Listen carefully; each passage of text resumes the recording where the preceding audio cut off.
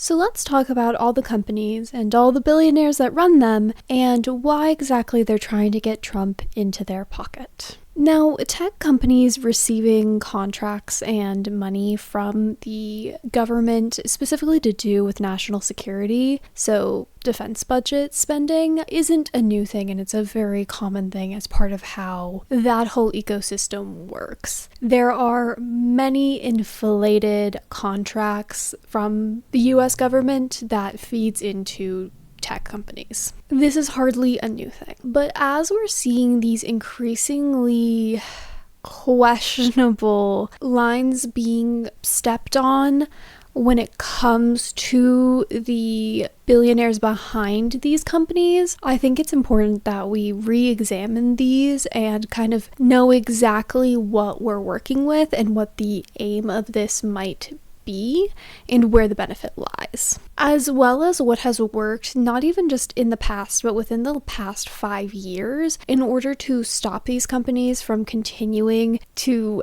aid the US government in its questionable military practices, especially as we're seeing these increasing claims and rhetoric around possibly increasing our military around Gaza and kind of these different issues that we think are important and want to stop. If there are ways to tangibly reduce the ability for these companies to aid in progressing that damage or possibly making that damage worse. In 2010, the US government started a cloud-first policy. So rather than storing things on physical servers, that different documents, different information, just all of the different data side of things would instead be stored on cloud servers. Then in 2014, the Cloud Computing Caucus Advisory Group was made. This was made up of key companies Amazon, Microsoft, and Dell, and they gave significant monetary contributions in order to push this legislation towards a cloud policy to pass. They gave more than $250,000 in direct campaign contributions in their efforts to get this passed, because this would require new infrastructure. Storing your things on a cloud database does require there to be servers somewhere for those servers to be run, for there to be different resources for you to be able to access those servers, different firewalls and different protections to then protect that data. There's a lot of infrastructure that is needed for this shift to a cloud policy. Infrastructure that these companies already have a lot of money and experience in as of 2014.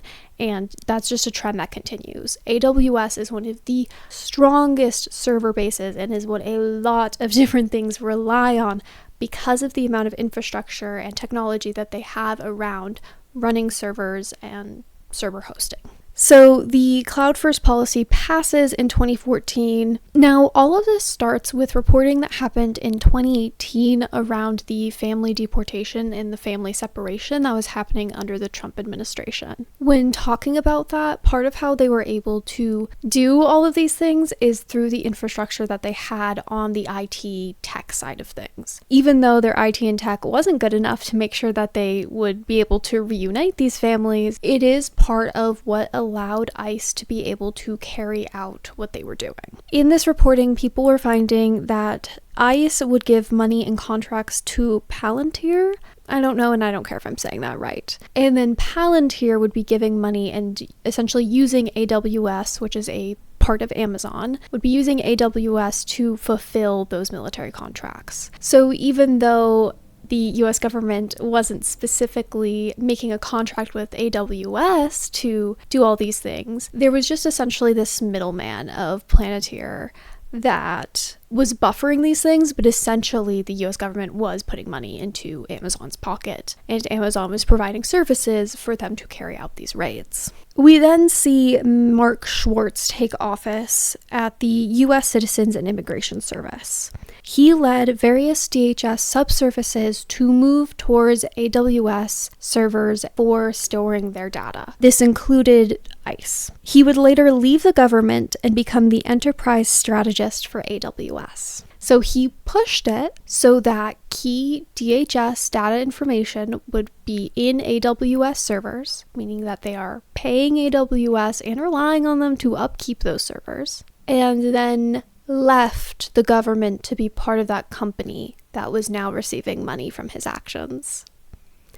Interesting. We also don't fully know how much money that AWS is getting from these contracts and getting from the server hosting. We know specifically that the Department of Homeland Security has about $6.8 billion in their IT budget. So it is some amount of that money is going to AWS to upkeep their server costs and to upkeep their cloud. But we don't really even know how much of it is going to them. While in general there were protests and people being upset that Amazon was essentially being complacent in and supporting these deportations, there would be a letter written later in 2018 urging tech companies to stop selling facial recognition data to police. And that would be where there really was a lot more pressure around the contracts that these tech companies had with the US government. Now, initially, this pressure in this letter came out against Amazon, but in total, it would involve Amazon, Microsoft, and IBM. Initially, it started off with employees writing letters. It then involved civil rights groups, and finally, there was pressure from investors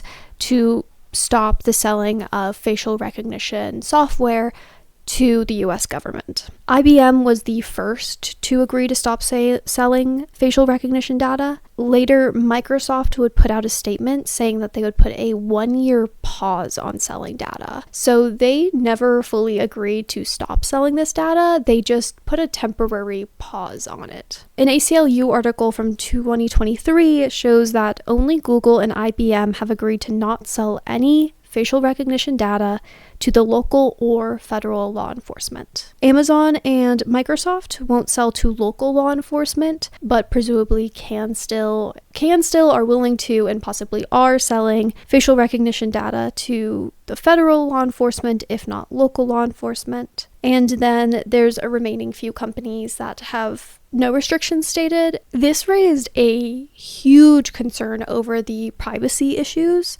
There were false arrests made based off of facial recognition software. In general, the flaws in facial recognition software leave a lot of room for law enforcement to make the wrong call based off of this. And there's also just the larger constitutional issue of your right to privacy. They have to do the hard work themselves. That's kind of one of our whole ideas, is they have to do the hard work themselves. They can't try and establish any kind of surveillance state. That's just very un-American of an idea. So there's a lot of different concerns around this and around this possible contracting. And it does show a willingness by Microsoft and Amazon to profit from the federal government in this way, and another relationship that they clearly aren't wanting to burn. In 2019, towards the end of the first Trump administration, Amazon stood to gain a $10 billion cloud contract from the Defense Department. The Pentagon ultimately canceled this contract. Amazon would challenge this in court,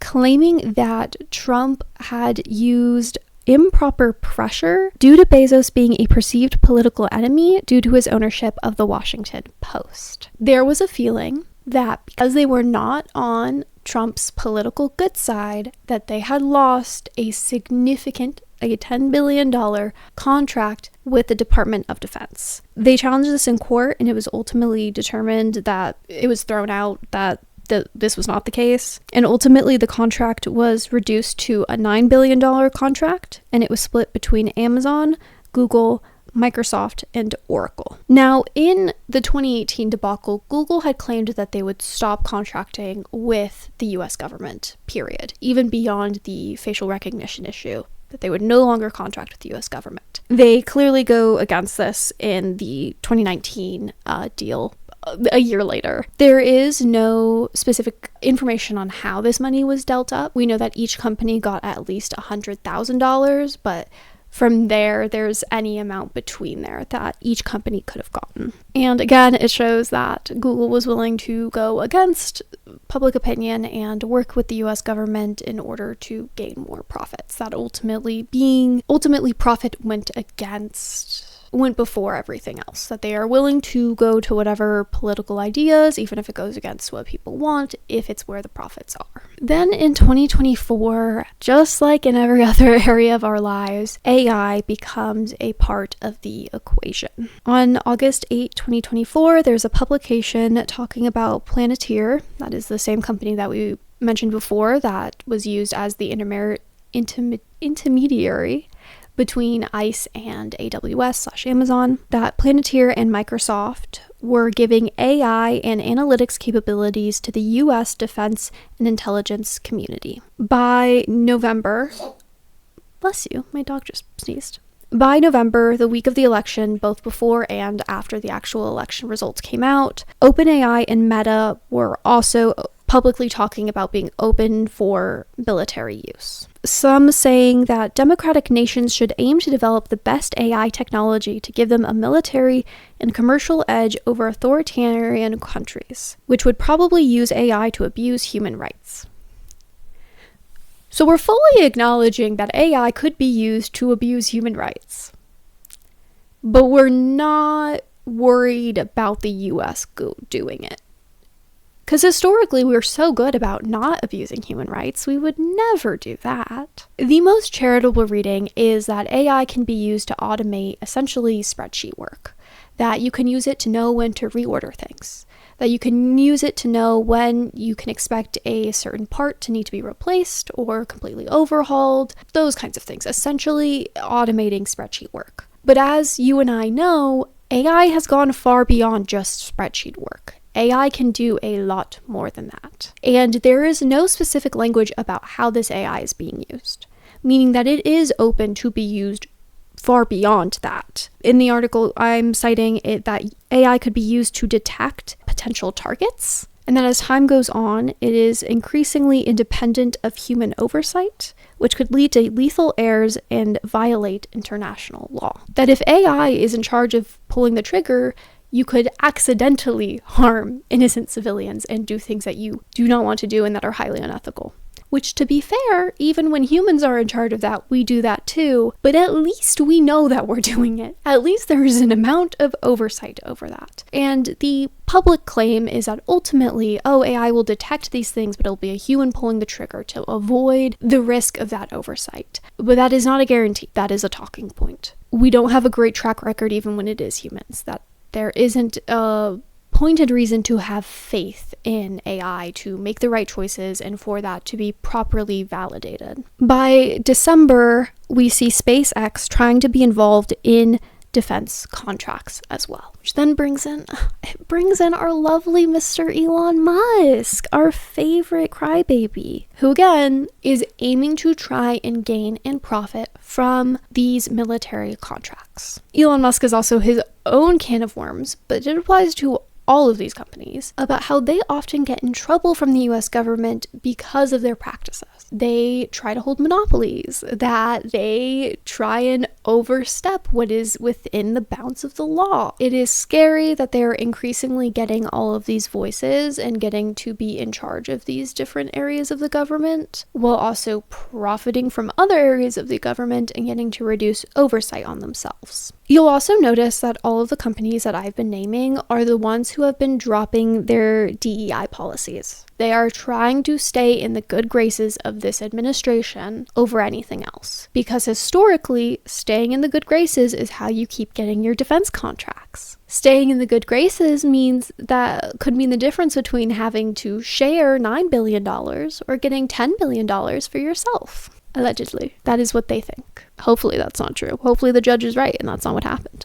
There isn't just tax breaks or the feeling of power or any of that necessarily for these people running these companies, but that there's multiple layers of these incentives. That they can not only get tax breaks on their company, but they can make sure that the US government is reliant on their company. That so long as the US government wants their servers to keep being upkept, that as long as they want their new AI data sets, that they want all of these different things, as soon as the US government is reliant on these things, that money is secured for them. They're good. Historically, we do not cut defense spending. They've secured the bag. And I think that's another angle to keep in mind as we are watching these things. So what is it that we are meant to do about these things? So while they have then stepped back a lot of the claims that they made in 2018, these companies did, if even just for a year,